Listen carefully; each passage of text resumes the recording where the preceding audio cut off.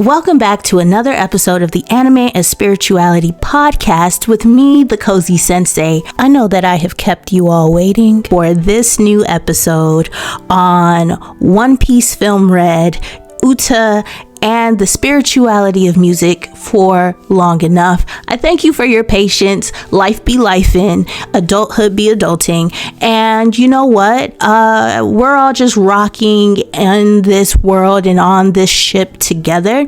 So, just thank you for being here. I am super excited to finally have the capacity, the content, and the bandwidth to record this episode, because I have been working on this podcast episode for months and I needed new equipment in order to record anything, because my MacBook was just saying, fuck you, pay me or upgrade me. And so that's what I did. I upgraded to an iMac, and now that I have more CPU and RAM and other tech nerd jargon stuff, capabilities and thingamadoodles, I can deliver better quality podcasts without worrying about my system shutting down in between edits, even though editing is like the worst. But aside from that, I want to start by welcoming you back with a quick tarot reading, because this is a podcast about spirituality after all. All right, so I'm shuffling these cards, and I just want to say it is really hard to be consistent when you don't have the proper equipment. And I don't think, would you look at that? Immediately what falls out is the Ace of Swords and the Knight of Wands. So right now, whoever needs to hear this, your intuition, trust it, because it's being protected and guided by your passions.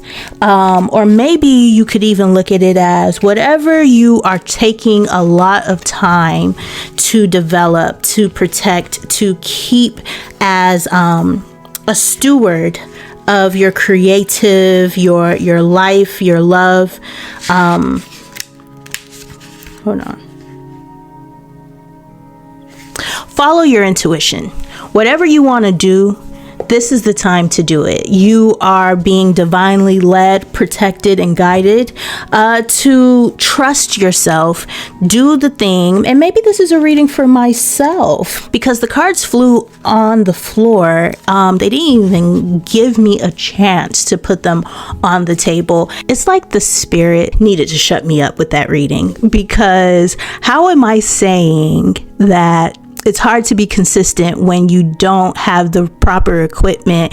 And the Ace of Swords, which is all about knowing and trusting the equipment within yourself, which is your intuition, and the Knight of Wands, which is all about action and consistency, pops right out. It's kind of like my spirit was tapping me on my shoulder and saying, what do you got to say about that? Actually, you're wrong. And you're wrong in a very beautiful and divine way. You're wrong in an empowering way. I feel like I need to say this out, that you can still do difficult and hard things. You can still do the thing that you desire, even if you're not fully prepared, equipped. No one's expecting perfection from the very beginning but you, right? And that failure to launch or that failure to continue is the fear of failing altogether, right? So you're already doing the very thing you're afraid of. But what your intuition is telling you it wants to do, she wants to do, they want to do, and what the passions of your interests are trying to lead you towards in a consistent way is to remind you that do it while you don't have it all right now, because you're building something. You're building something bigger. When you're building a house, you don't have the full foundation immediately. Everything takes time, everything takes steps. And I just feel like that's a message for someone who really needs to know that the thing that you're pursuing, right, the goals on a singular level may feel raw and reckless. but you're unstoppable. You have an unstoppable passion that is inspiring, but of course it's going to come with risk. So recognizing that the consistency, even while things aren't working out well with your equipment or with yourself, is your way of saying, I understand the risks of my entire dream. And I understand that some of the risks that I take to reach my dream will be well worth the reward. So even if something is broken or is not perfect, continuing to do it anyway, right? Like coming back to this podcast, like never leaving this podcast, but needing to level up in order to feel like I was doing the best work that I could, or giving the best that I could, sometimes can sound like a cop-out, and sometimes it is, and sometimes it's just a reminder that consistency isn't always showing up every single day. Consistency is never giving up. And don't get me wrong, it can absolutely be an excuse used to self-sabotage. And I think it's just one of those messages to remind yourself, and I split the deck on Three of Cups, that your fruit, like the fruit of your labor and all your hard work, will lead in a celebration. It will lead to people who know you, who have seen you grinding, celebrating with you, because the Three of Cups is 3 goblets by 3 beautiful people who clearly know each other, who are clearly celebrating together. And so I declare and claim that for you as well. Follow your dreams, follow your intuition, know that it is guided by the divine, it is protected by your angels, your passions matter, your dreams matter, continue to pursue them, take the right action so that when it's all said and done, you're celebrating. You're being celebrated, baby. You've won. You're winning. You're a winner. You know what illiteracy and performative virtue signaling actually leads to? A whole bunch of people who are both anti-intellectualism and ignorant. And I know that there's some people who might be like, well, of course, anti-intellectualism and ignorance are 2 circles that make a Venn diagram that makes a full circle. But I think that it's really important to understand that, like, there are desperate attempts, especially via right-wing influence and Zionist influence for social media platforms and power and control of the collective consciousness of thought, of engagement in public discourse, to understand and realize that the same people who misread books like Lolita, for example, a friend and I were just having this conversation, and it just really inspired me, are the same people who are anti-Fujos, who pick up on the existence of BL fandoms and believe that women in particular are misogynistic or internally misogynistic because they enjoy boy love, yaoi, anything dealing with a queer male or masculine representation of sex, sexuality, sensuality within fantasy, within the real world. It really doesn't matter. People who are against the pleasure that Fujos feel and experience from reading boys love and yaoi. The reason why I say this is because the more that I embrace being a Fujin, which is a non-binary Fujo, or Fudashi, which is for men, the more I realize that you're entering, like speaking to myself, but you're entering these collective fandom spaces with people who have no knowledge of the ancient art, of the sacred texts, of the history that has created a system where they can come into an asynchronous and immaterial digital space and engage with people's work, engage with people's art, with people's headcanons and their fantasies in safe spaces that do no harm, prove no harm towards anybody, because it's fiction, it's not real. And because of that intangibility, it does no harm to the reader, or, maybe to, which is my point, to the reader that doesn't know enough, the reader that maybe needs to read other works of literature and art in order to have a stronger perspective of the world in socio-political context, in sexual and sensually political context, and so on and so forth. But I've realized more and more that people who hate reading in general also don't understand what it means to be a Fujo.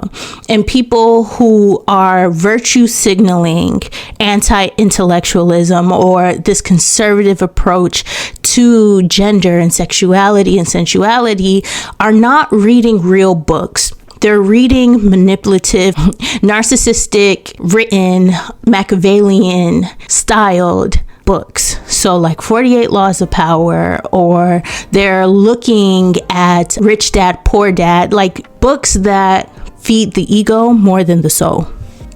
Now, this virtue signaling is absolutely because of the fact that there is an ardent push and rise of right-wing evangelicalism, Zionism in this country, and fascism always needs people to not think for yourself creatively or out of the box, because the moment you start thinking creatively and against the totalitarian ego that is oppressing a fascist system, what you end up realizing is that it's not as surface level as this is all a bullshit matrix and this world is not real. It could be different very quickly, very materially, if evil agents were not in positions of power. But it even goes deeper into the awareness that the brainwashing is not for the betterment of even the country, or let alone the individual, but it is for the betterment of the wealthy elite, the classist people in power, like I said, who are actually looking for total world domination, because they actually are. And that is why they want you putting your head down, not thinking of anything that cuts against the grain or goes against conservatism, because what they want you to believe is that the world that you exist in is the only world that can exist. And if you yourself are not susceptible to the brainwashing that they are putting upon you, you will actively go against their plans of total world domination. And this looks like reading books, starting revolutions, right? This looks like engaging in media and art that pushes boundaries, that questions limits, and that reminds you that the imagination, the mind is so limitless that when we allow ourselves to be bound and tethered to one form of existence or one path to life and enlightenment, we're actually feeding the evil egoic energy of the totalitarian ego that is telling us that we cannot demand and pursue and fight for a different and a better and a more fruitful and colorful and creative world. And in many ways, this is exactly why I really enjoy and continue to rewatch One Piece Film Red, because I think that it is a poignant story of this exact fact when we center Yuta, the pop star, and who we end up learning is the estranged daughter to Red Hair Shanks, one of the four emperors, Luffy's surrogate father. This person is such a central character that we're not introduced to until in canon, the beginning of the revelry, when all of these things are happening on a mass political level in the Blue Planet's world. We are introduced to this character who is both sheltered and ignorant to the operations of the powers that be, but also is getting a very isolated and asynchronous but connected view of the world, isolated but connected, because Uta is on Elegia, and she is one of the only two people that is still alive, let alone living on the island. And so she is not able to fact check what is and isn't happening in the world in the grand scheme of the realities that she's receiving from her fans that are sending her video transponder snails talking about like how much her music has helped them, healed them, made them feel better, brightened up their day in one way or another. So Uta is receiving a lens of life and of reality that she's not even personally aware of or familiar with. She lived a very different life before she ended up on Elegia, which is the island of music, and she only knows the pirate life from the happy-go-lucky side as the red hair Shanks Pirates musician. As a child, she's gifted, she is beautiful, she is effervescent, full of life, and she is an equal to the, at the time, very young Monkey D. Luffy, who is still just a child, a rascally little village kid, bush boy, and not yet the infamous and notorious pirate that he becomes by the time Red begins. Now, Red is all about music, not literature, although music is literature in and of its own right and in itself as a practice. So I want to back up before I talk about Uta's role and really the spirituality of music within the movie and how it connects to anti-intellectualism and virtue signaling that really is just performative when you don't really know enough about the world, about life, about the things that you are virtue signaling against. Because there's nothing wrong with upholding standards of ethics and morality and values that are full of virtue. But if your virtue is only engaging in the black and white of things, that there's no room for the nuance of life's complexities, let alone contradictions, like when you're living and dealing with devil fruits and how difficult it actually is to make sound decisions when you know a lot, which is why you pause and you think and you process and you engage in personal and public discourse with your thoughts to critically analyze what it is you say you believe versus what is actually showing forth in your behavior and your actions. This is the conversation of aesthetic philosophy. This is the conversation of soma aesthetics and everyday aesthetics. We have to talk about music and spirituality through like a global framework. Music and spirituality are intricately related because spirituality is often the inspiration for the creation of music. And music creates this very direct, very potent atmosphere during spiritual experiences. The saying, there's a shift in the atmosphere, that is the energy and the spirit of music that moves through a spiritual occurrence. But while spirituality is not necessarily experienced through religion, like it does not have to be, we know that we can experience things of the spirit outside of a religious context. Many people absolutely use their religion or religious practices and music as a conduit for the everydayness of their spirituality. This is what I consider to be practical spirituality, where you are pulling from different resources outside of a religious context, even when you use religious resources and sources for inspiration to guide and move through your daily choices and your daily life. So with that said, there are many objects that demonstrate the relationship between music and spirituality, and music and many of the world's largest religions, because music, spirituality, religion are all the same energy, splintered, or if not splintered, but like rayed out, if we consider energy and frequencies as transmitting itself across space and time. So there are definitely connections. There are definitely modes of overlapping between these three, but that doesn't mean that all three of these things are not distinct on their own. I consider them to be like triplets. And so when we talk about the theological approaches and empirical methods of, for instance, Christian worship, we can look to the composer Sir James Macmillan, who often referred to music as the most spiritual of the arts. As a writer, I ascribe to, in the beginning was the Word, and the Word was God, and the Word was with God. And I ascribe to voice and sound as being the most spiritual of the arts, which includes music.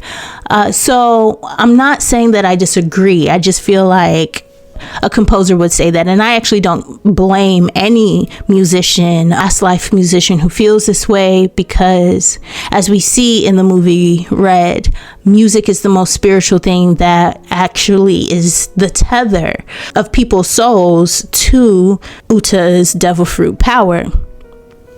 But before I get ahead of myself, many people, regardless of their religious affiliation, believe that music is the most spiritual of the arts.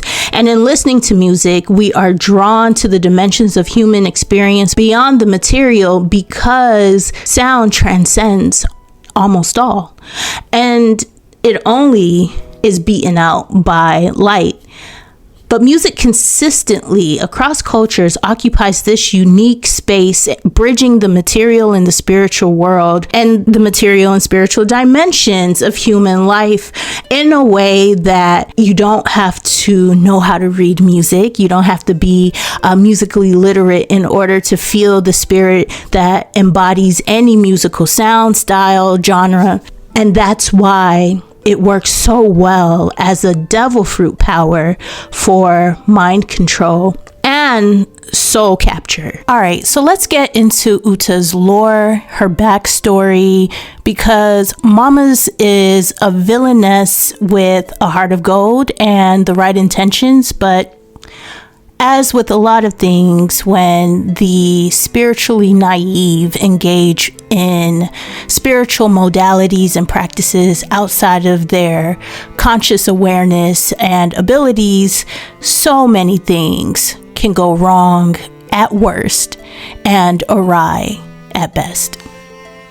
Uta is a world-famous diva, and she is the adopted daughter of red-haired Shanks. And truth be told, she is a freaking awesome character.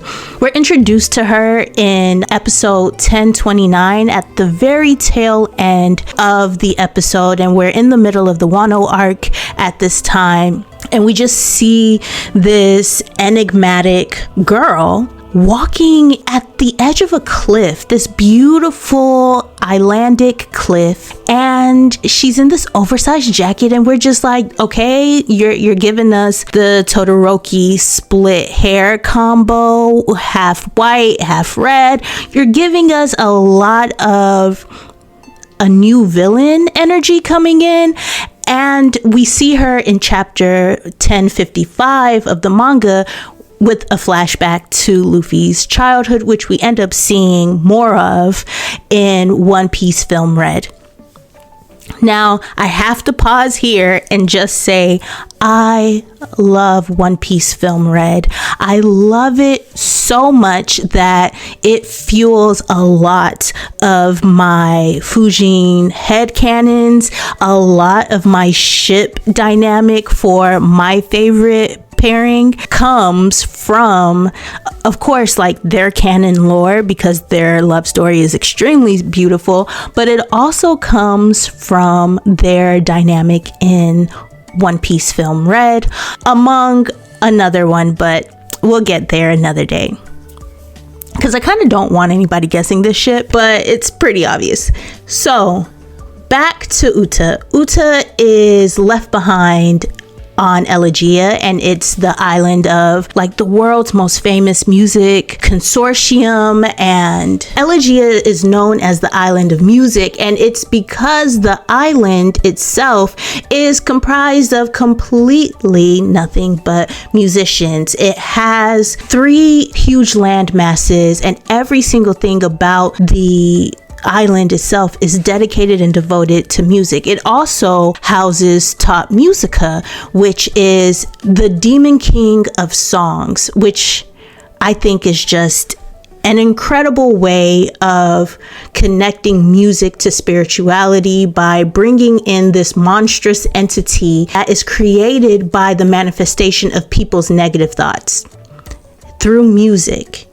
And because it's linked through sheet music that is sealed under Elegia, we get this perfect opportunity to engage with Uta, who is the user of the, can you believe it, Uta Utanomi fruit. And this devil fruit, like, my mind is so blown. This devil fruit allows the user to teleport people's consciousnesses into a virtual space by singing. Uta in Japanese means song. So Uta's fruit, which coincidentally has the exact same name as she does, is eaten by this girl who knows how to sing. So it's called the Sing Sing fruit when it is romanized out of Japanese into English, and it is a paramecia fruit. So we already know that in and of itself, the paramecia is able to do what the other fruits aren't. And let's just leave it there, because the paramecia fruit in the devil fruit encyclopedia is the genus of devil fruits where they're all connected to some type of mythical nature. And paramythi is Greek for fairy tale, which is fitting, right? Because when we first meet Uta, like, she is living essentially a fairy tale life.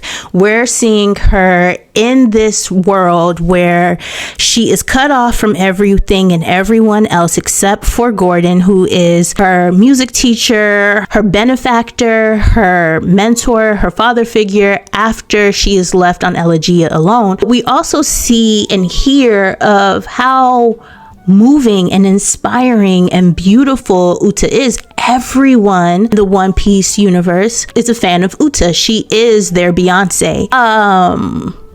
Anyway, so with that said, we get this fantasy introduction in One Piece Red where anything that Uta wants, anything that anybody wants around Uta as they gather for a concert, is just magically able to be given to them. It magically appears. This fairy tale existence of like peace and love, hippie Woodstock concert for the entire world. It's her first appearance. It's her debut in person to all of her fans that have been watching her and listening to her video transponder snails and sound dials. And now she's here giving them whatever they want, and they're eating it up. They're loving it because they have no idea what is truly happening. And they're loving most of all her musical voice. They say she has the voice of an angel. They call her the pop diva. Like, you name it,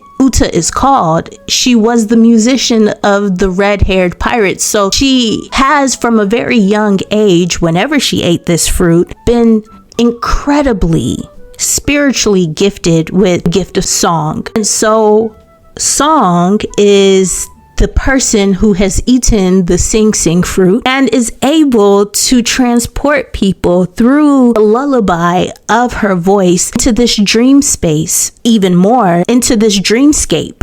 The problem is, nobody but Uta knows this. My point is that Uta knows that she is musically gifted, that her devil fruit power is capable of doing fantastical things in the dreamscape that she creates, and that the people who she essentially takes advantage of their souls knows nothing about. I really empathize with Uta's character. I think that as somebody who has experienced traumas that she just isn't aware of, and yet has tried to make the best of her life and her circumstances and help others in the process. While Uta's actions are incredibly misguided, her intentions in a sense are pure. And I guess that even the way I said in a sense made me think of innocence, right? Like, she is spiritual muse. She is the spiritual muse in One Piece Film Red. And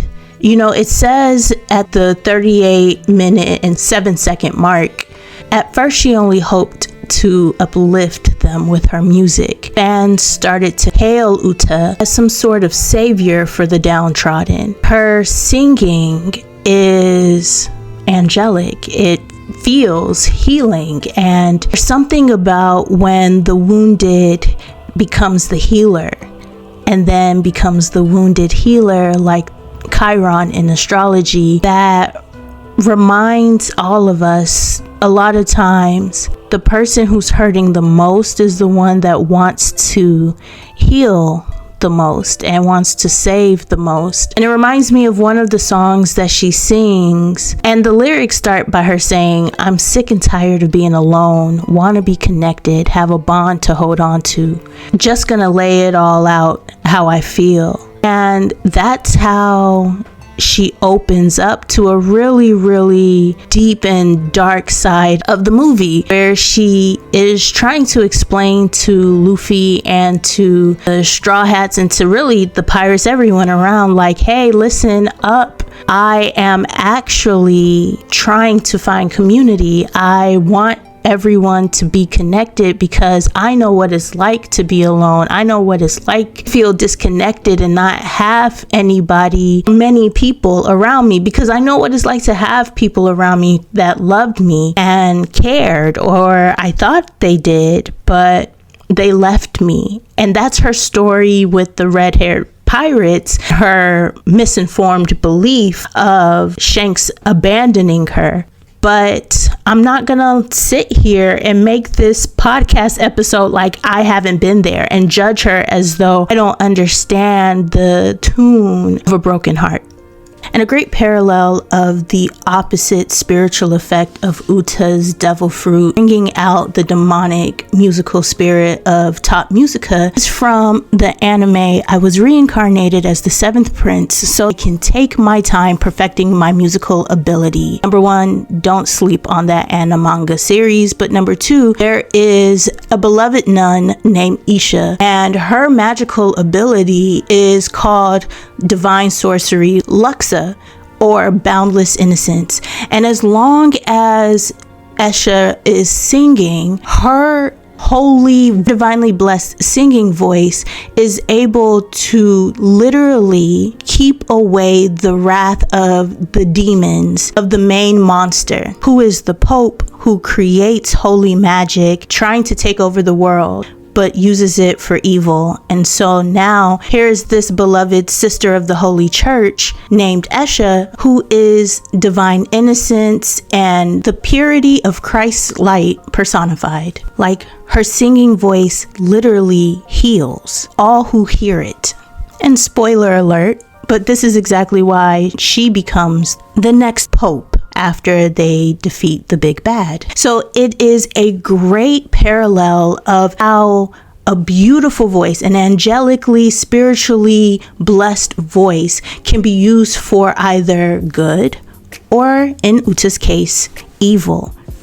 But unlike Uta, I don't believe in being a cult leader.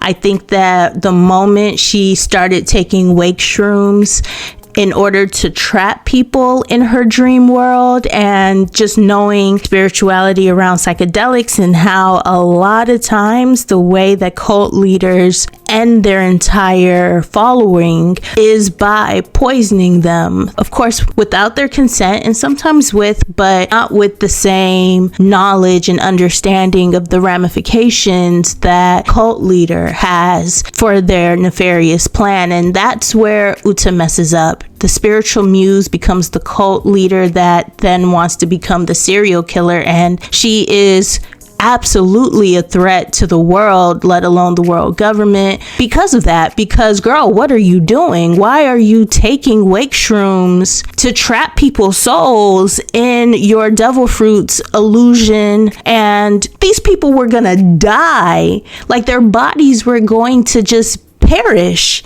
because you're stealing their souls, because you don't want them to experience pain. It's very cult. And she knew that. That's why she wasn't upfront, because the hallmark of a cult leader is deception, duplicity, if you will. Her fans are absolutely a cult, because a cult is a group that centers around a shared devotion of a person or a belief or an ideology. And the cult in and of itself demands loyalty. When you're watching One Piece film Red, you see how devoted to Uta her fans are. The crowd is screaming her praises when she defeats pirates and forces them to be stuck in sheet music. People praise her and they're like, we hate pirates because Uta hates pirates and pirates have ruined our lives, and she's trying to do away with it. And because of the fact that Uta preaches a sense of belonging, and her goal for bringing this concert, her very first concert, to the world is to allow people to have a sense of purpose and like they have a personal connection to her, it is very, very easy for her fans to slip into her cult followers. And that's when people start to realize at the end, after Luffy, like, I'm trying my hardest not to make this a Luffy-centric episode, because while he plays a critical role in Uta's salvation and deliverance, her being saved from herself, it's not really as much about Luffy as it is about, I mean, he's the savior in One Piece time and time again, and it is not without the tension of understanding that even though in the movie Uta presents him as like the goodest of the bad guys because she hates pirates as well, she is actually the villain, and he is of course the hero of the story, but he's not the one who saves Uta. And even though Shanks and the red-haired pirates come as her fathers again and her family to defeat the Marines from killing her and her fan base slash cult following, it's not even them who save Uta. Uta saves herself to the point that she loses her life, but she self-sacrifices to atone for the ultimate sin, which is mass murder. So yeah, she realizes the error of her ways, thanks a lot in part to the hard work of trying to break through the behavioral psychology of Uta that Luffy did, and Luffy reminding her to trust the love that Shanks had for her and she had for him and the entire red-haired pirates. And she course corrects, unfortunately, because she had been overdosing herself with wake shrooms. It ends up taking her life, but that's exactly what normally happens when it comes to cults. Either the cult leader does something so extreme to their following, in which their followers lose their lives collectively, or they leave or is disbanded in a horrific and traumatizing way, or the cult leader herself ends up dying. And usually men are the most prolific and notorious cult leaders. So I think that it was an interesting twist on expectations for Uta, this bubbly pop diva sensation, to actually be a criminally dangerous cult leader. I think that's just smart and so challenging in a sense, because she is the least expected character in the One Piece world. Well, not the least, like there's Chopper, right? But if Usopp can have his own following and people are looking at Buggy as being like the second coming of Roger, like whatever the fuck that's supposed to look like it mean, I guess it's not too far-fetched that Uta would be someone of Messiah to people. However, she also adopted that persona herself. So when she meets her end it is only right, it is only fitting that she meets her end by her own hands, because she was leading herself as well as others to an incredibly sad demise that nobody, including her, needed. It was such a sad ending to see her be in a coffin once Luffy wakes up and everyone is like recovering from this deeply traumatic entrapment in a trance state, to then realize that the person who did it is no longer with them. And the way that One Piece film Red ends with Luffy just looking very grim with understanding out into the distance of the ocean as the red-haired pirate's ship sails off, and they mourn and they hold the funeral of their beloved daughter. He just turns his head. Luffy just looks to the distance of the setting sun, or maybe the rising sun, and he just knows that the person he grew up with and he spent a good amount of his formative childhood, even for those few months that she was living on Fuchsia Village with him. He lost a sister, he lost a friend. Never was she his enemy, right? Even when he was angry, never was she the person that he was trying to fight and defeat, but it was that negative perspective on life that she had that he wanted to defeat and he wanted to save her from. I know Luffy doesn't want people he loves to die. I mean, none of us do. And yet, what could he do once he realized that's exactly what happened? Because when he found out that that's what was the inevitable destination, he could not accept it. He didn't want to. He wanted to stop it. He wanted to prevent it, because that's who Monkey D. Luffy is. But Uta had already charted her course. She had already set her destination, and she knew that that's what she wanted. She wanted to take her own life and the lives of millions of other people. And I'm glad that she was unsuccessful. I'm glad that she failed in her mission to wipe out majority of the human population on the blue planet. But it is sad that she lost her life in the process. She deserved to live and to see the world as this very complicated and complex space and place that it is, because life is not easy. And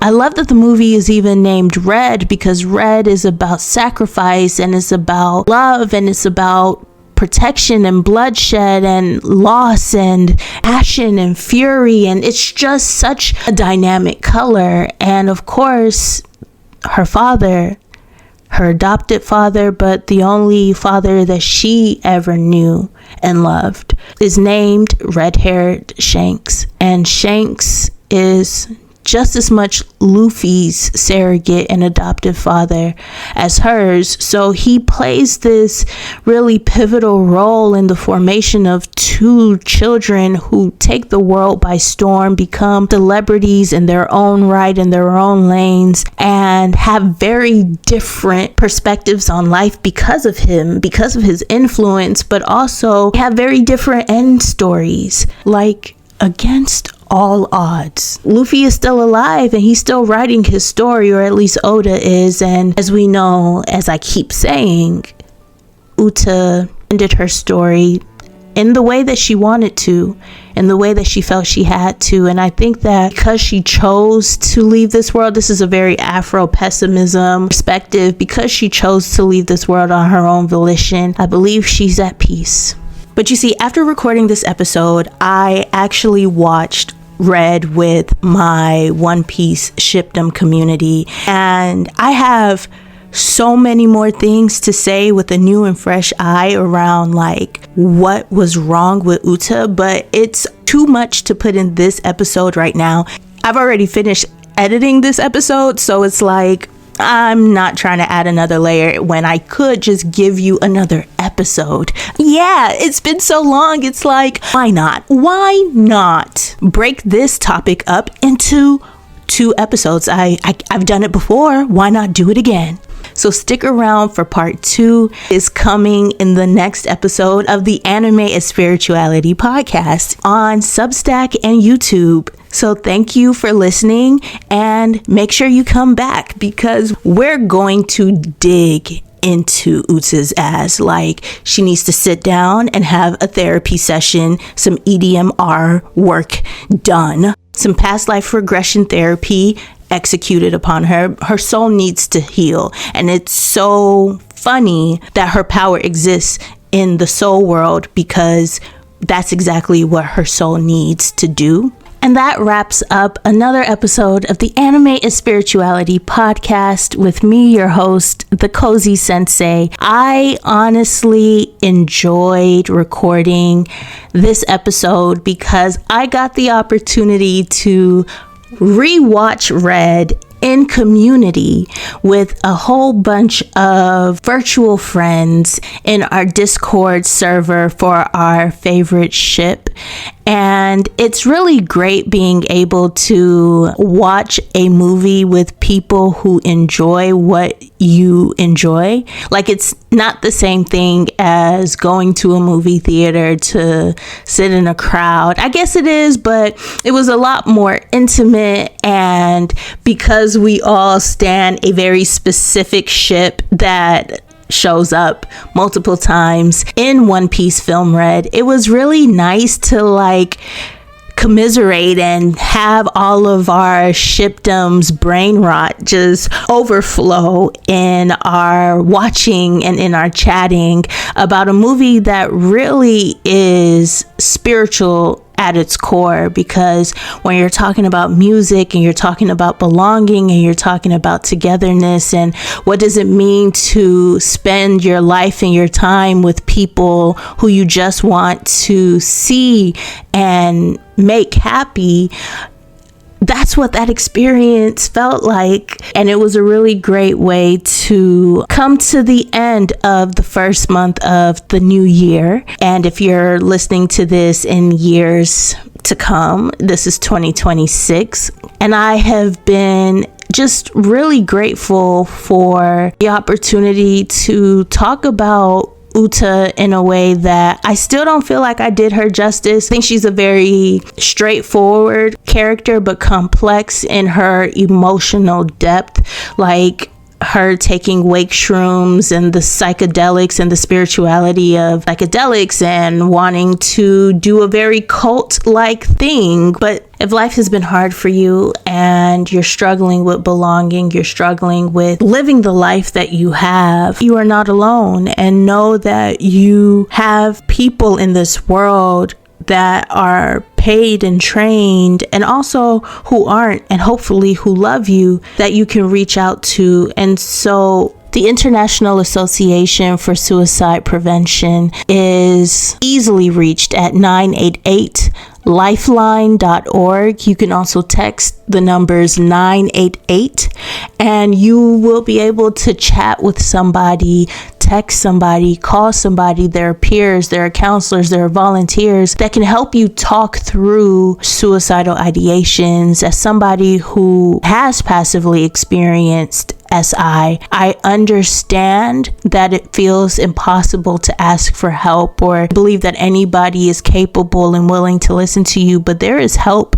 and you can receive support in a way that hopefully changes your mind and keeps you here for a long time. I also recognize that people who complete their SIs and who choose their own end are not weak and are not selfish for doing that either, but there are people who want you here regardless of if that is the way that you feel like you can be powerful enough to reclaim your life by taking it. I just want to also remind you, as I often remind myself, that there is just as much, if not even more, power in reclaiming the will and the right to live and to stay alive with the hope and the belief and the faith and the damned determination that things must get better in life. And hopefully, I know and I want to encourage you to know that in due time,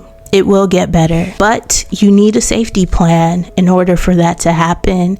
And so I hope that you know that the safety plan is even more empowering than the suicidal. With that said, I don't want to end on such a somber note, But I do want to end on this beautiful statement that I love One Piece film Red because Luffy is amazing in it. The drips are amazing. Like, people's outfits were eaten, okay? There was a fashion show and nobody, okay, a few people, but not many people came lacking. I might do an episode about the fashion choices in One Piece, but I have my own favorite red-haired dog in my life, and I'm looking at him as I record this, sleep peacefully in my favorite spot on the couch, which is his favorite spot on the couch, because he loves me.